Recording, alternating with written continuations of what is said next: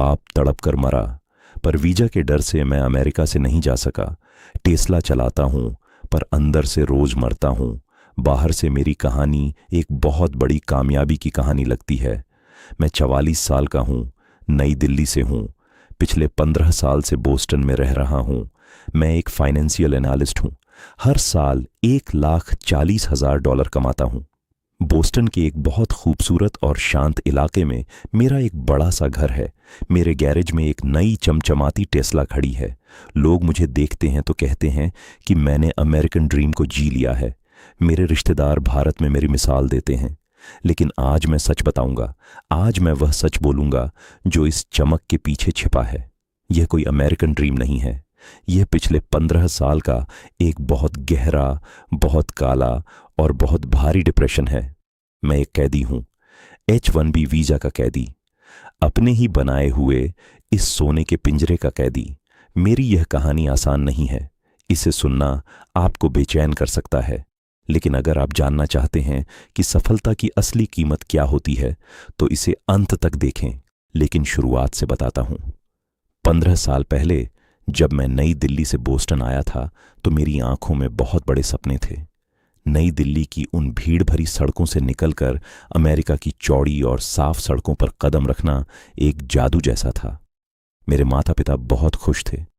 पूरे मोहल्ले में मिठाई बांटी गई थी कि उनका बेटा अमेरिका जा रहा है। मुझे याद है वह दिन जब मैं दिल्ली एयरपोर्ट पर था। मेरी मां रो रही थी, लेकिन उनकी आंखों में गर्व था। मेरे पिता ने मेरे कंधे पर हाथ रखा था और कहा था कि जाओ और दुनिया जीत लो। मैंने उनसे वादा किया था कि मैं बहुत जल्दी उन्हें अमेरिका बुलाऊंगा, उन्हें दुनिया घुमाऊंगा। बोस्टन में मेरे शुरुआती दिन बहुत उत्साह से भरे थे। पहली बार बर्फ गिरते देखना, बड़े बड़े ऑफिस, डॉलर में कमाई, सब कुछ एक फिल्म जैसा लग रहा था। लेकिन जैसे जैसे समय बीतता गया, यह फिल्म एक डरावने सपने में बदलने लगी। मुझे धीरे धीरे समझ आने लगा कि मैं यहां आजाद नहीं हूं। मैं एक H-1B वीजा पर हूं। इसका मतलब है कि मेरी जिंदगी, मेरी आजादी, मेरी सांसें, सब कुछ उस कंपनी के हाथ में है जहां मैं काम करता हूं। अगर मेरी नौकरी चली गई तो मुझे 60 दिन के अंदर यह देश छोड़ना होगा। 60 दिन। 15 साल की जिंदगी समेटने के लिए सिर्फ 60 दिन। ये कोई जिंदगी है? ये एक तलवार है जो हर दिन, हर घंटे, हर मिनट मेरी गर्दन पर लटकी रहती है। ऑफिस में चाहे बॉस कितना भी बुरा बर्ताव करे, चाहे मुझे कितना भी काम क्यों न करना पड़े, मैं कुछ नहीं कह सकता। मैं चुपचाप सिर झुकाकर काम करता हूं, क्योंकि मुझे पता है कि मेरी हैसियत यहां सिर्फ एक वीजा के कागज तक सीमित है। मैं ग्रीन कार्ड का इंतजार कर रहा हूं। 12 साल हो गए हैं मुझे इंतजार करते हुए। 12 साल।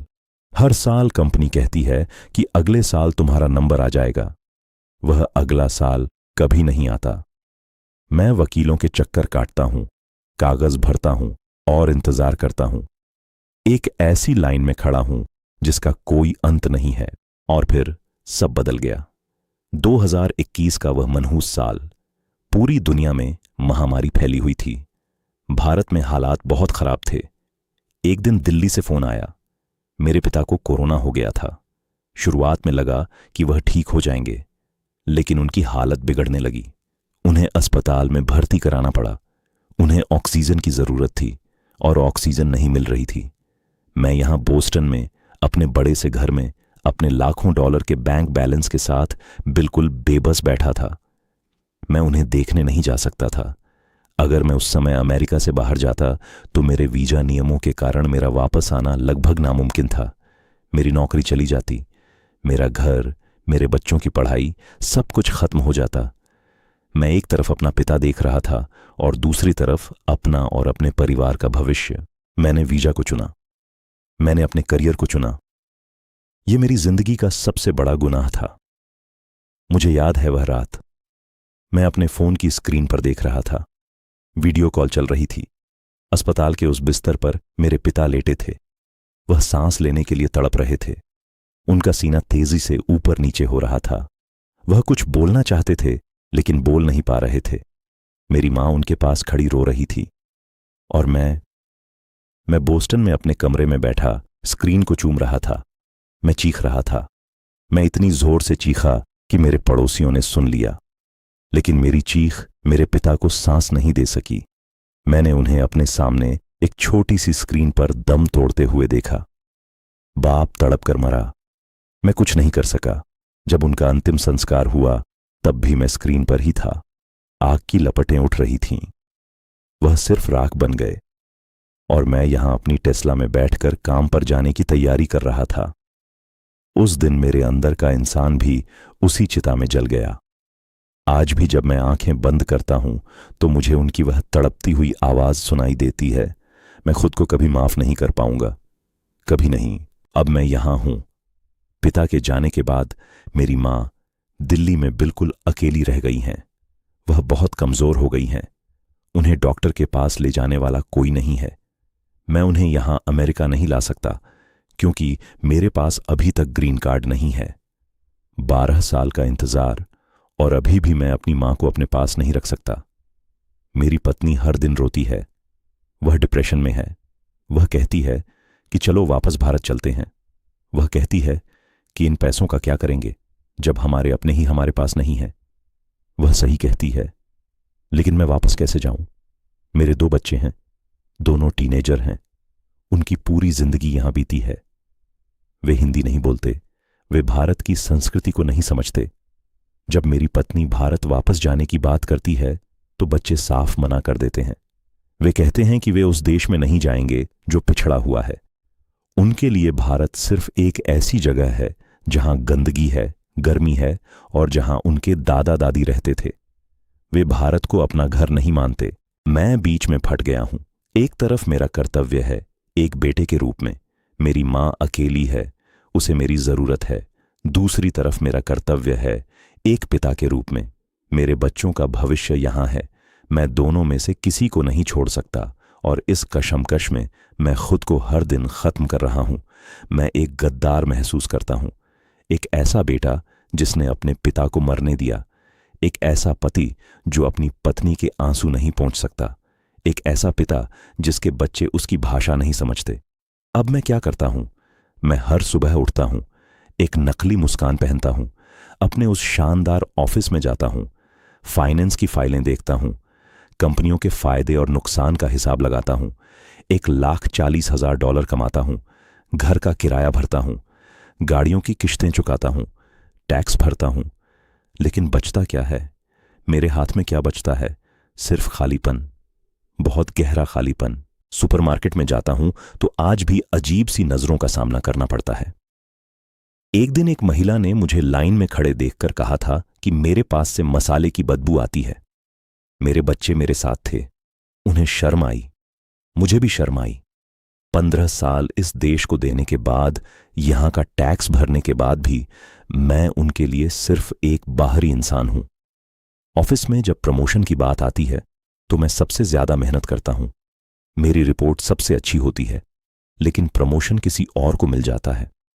मैनेजर कहता है कि वह इस पद के लिए ज्यादा बेहतर है। मैं जानता हूं असली कारण क्या है।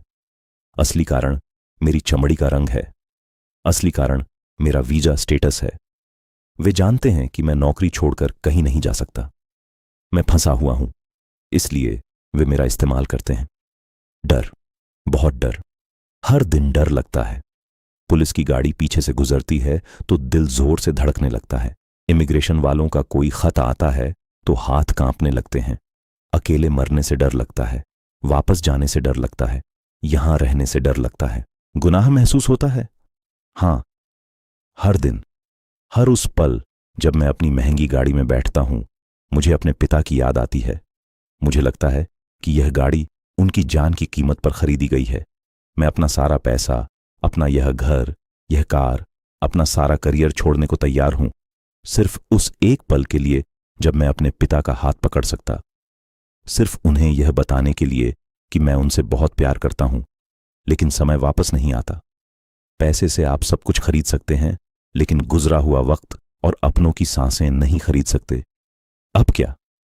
क्या मैं पछताता हूं? मैं नहीं जानता। कभी कभी सोचता हूं कि मैंने बहुत बड़ी गलती की। मुझे यहां आना ही नहीं चाहिए था। वहीं दिल्ली में कोई छोटी मोटी नौकरी कर लेता।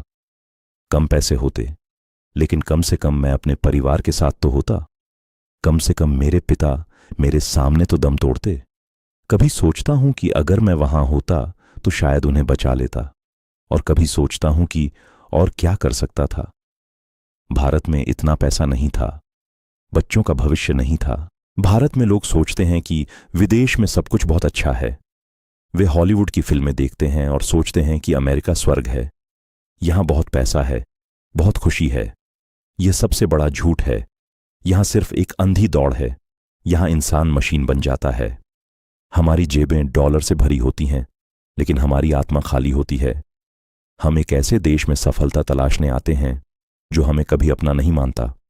हम अपने घर, अपने परिवार, अपने माता पिता को पीछे छोड़ आते हैं सिर्फ कुछ कागज के टुकड़ों के लिए।